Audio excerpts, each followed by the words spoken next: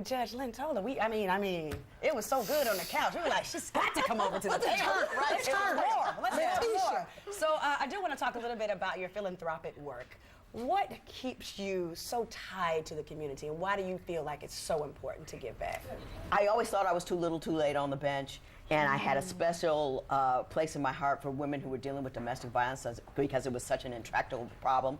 So what I did when I came out to Phoenix, which is where I live now, I joined an organization called Bloom 365, where we go into schools and teach middle schoolers and high schoolers what a healthy relationship is. Ooh, that's good. And we have found that a lot of them did not have healthy relationships, that a lot of them were abused even in their dating years. And we also found that a lot of the young men who say, I have no empathy and these are the people I want to kill, you can get to them there. We've had two with a list. Really? Yes. Yes, we had the elephant in the room card. You have to write something down. He said, I'm going to kill him and all the people that didn't believe that he did it to me. Wow. And because of the emotional damage that is done so early from a lot of different things, and a lot of it is related. If you look at all these shooters, many of them have domestic violence backgrounds. So the thing that we're trying to touch in that domestic violence scene will be one of the ways in which we can touch that mass shooting thing. But we got to get to the kids in the schools. Got it. Early on. I want to switch gears a little bit and talk about the pay gap between men and women. What do you think that we can do to increase our value in the corporate arena to get equal pay? It's an extraordinary complex problem, and I know that there are a lot of companies that have tried, and they said, oh, there's no pay gap here, and there is, because it's such an underpinning of emotion that they look at women, we're just not quite as much. We're just not valued as much. They look at black, not quite good enough. So it's an unintentional maybe. And then also it is difficult for women. I wait for a raise as opposed to go in and ask for one. But you got to be careful how you ask for one, because you don't want to be seen as a B, which is worse than being quiet. So there's all of these factors that go into it. But what I would do is make sure you cultivate personal relationships with people you work with, because them fellas are doing business on the golf course and off at the bar and stuff. You got to make sure you're not excluded socially. So get involved socially at work. Yes. And know people and talk to people. Don't just say your boss. It's not like a brown nosing thing. It's like you're really trying to get to know other people outside of work. Absolutely. Absolutely. Yeah. I'm just unclear why this has not become a legal issue.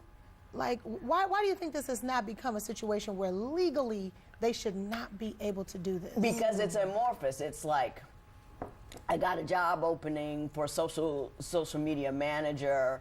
I'm going to offer you $45,500 based upon your resume. Then a guy comes in, I'm going to offer him $55,500 based on his resume. Now, it could be equal resumes, but rarely are they equal.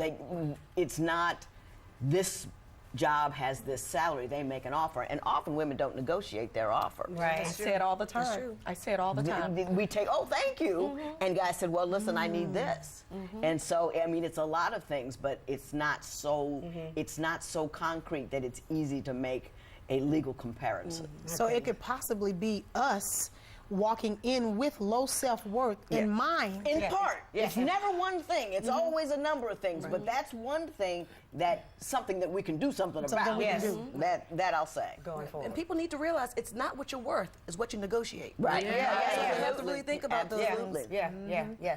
So let's talk a little bit about prison reform and what you think needs to be done to change the system.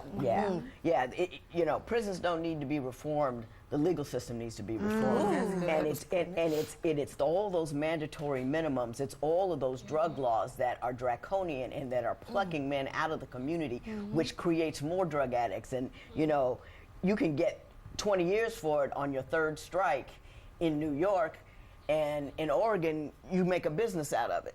Yes, exactly. Do you see what I'm saying? Marijuana. Make a business of marijuana. Yeah, absolutely. Right. It's a multi-billion-dollar business. And Bill Clinton responded to the crack crisis by cracking down instead of how they're responding to the opiate crisis by embracing. Yeah, that's true. So we got to change those drug laws. And is that based on race? The response, Yeah. because it was them.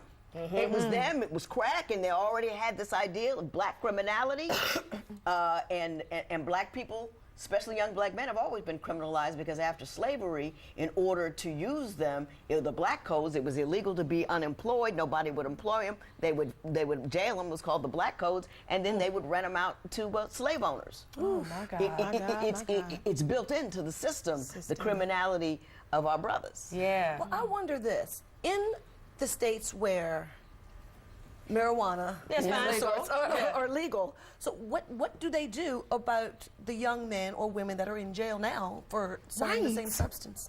Nothing. That's what needs to change. I mean, because it's a different state. States, each state does their own laws. Their federal convictions as well. But the determination of prosecutors, and everybody doesn't. Prosecutors are very important as well. But you have entirely different state laws. It's legal here. It's not legal there. It's your third strike. I don't care if it's just a joint. You gotta go. Yeah. Judge, what's next for you? I mean, you got your 20 seasons. Yes. The show is moving to Atlanta. What do you see for yourself? I know I hate to sound cliche-ish, but what's next for you? Well, I don't know. Because I got here by accident, so I don't know when the next accident is going to happen. Just rolling. I don't know when it's going to happen. Yes. When it's going to happen. I know sister's always looking for a job. I've got two, things I'm trying to do. I've got an episodic I've written. I've got my fourth book.